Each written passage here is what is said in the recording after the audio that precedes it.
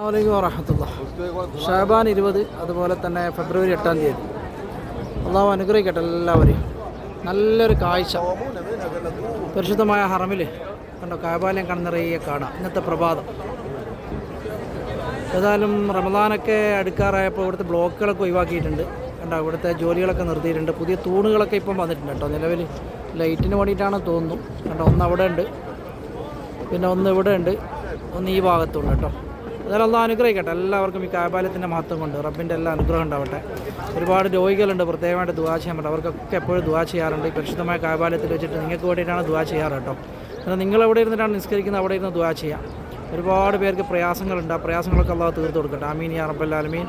അതുപോലെ കടത്തിലൊക്കെ പെട്ട് കിടക്കുന്നവർ അവരുടെ കടങ്ങളൊക്കെ അള്ളാഹു റാഹത്തായിട്ട് നിവർത്തി കൊടുക്കട്ടെ. അവരുടെ പ്രയാസങ്ങളൊക്കെ തീർത്തു കൊടുക്കട്ടെ. നമ്മുടെ മാതാപിതാക്കൾ, മക്കൾ, കുടുംബാദികൾ, സുഹൃത്തുക്കൾ അവർക്കൊക്കെ അള്ളാഹു അനുഗ്രഹങ്ങൾ വർഷം കൊടുക്കട്ടെ. ആമീൻ യാ റബ്ബൽ ആലമീൻ.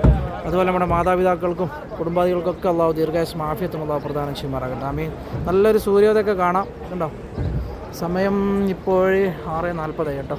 ബ്ലോക്കിൽ ഉണ്ടോ. റബ്ബിൻ്റെ എല്ലാ അനുഗ്രഹം ഉണ്ടാവട്ടെ. ഈ പരിശുദ്ധമായ മക്കയുടെ മണ്ണിൽ വെച്ചിട്ട് ദുആ ചെയ്യുന്ന ദുആ അള്ളാഹു സ്വീകരിക്കട്ടെ. അത് നമ്മുടെ വാർദ്ധക്യത്തിൽ കിടക്കുന്ന ഒരുപാട് ഉപ്പമാരൊക്കെ ഉണ്ട്. അവർക്കൊക്കെ അള്ളാഹു കാമില ശിഫ നൽകട്ടെ. അവരെ സംരക്ഷിക്കുന്ന മക്കളുണ്ട്, അവർക്കൊക്കെ ദീർഘായുസ്സും ആഫിയത്തും അള്ളാഹു പ്രദാനം ചെയ്യുമാറാകട്ടെ. ആമീൻ യാ റബ്ബൽ ആലമീൻ. അസ്സലാമു അലൈക്കും വറഹ്മത്തുള്ളാഹി വബറകാതുഹു.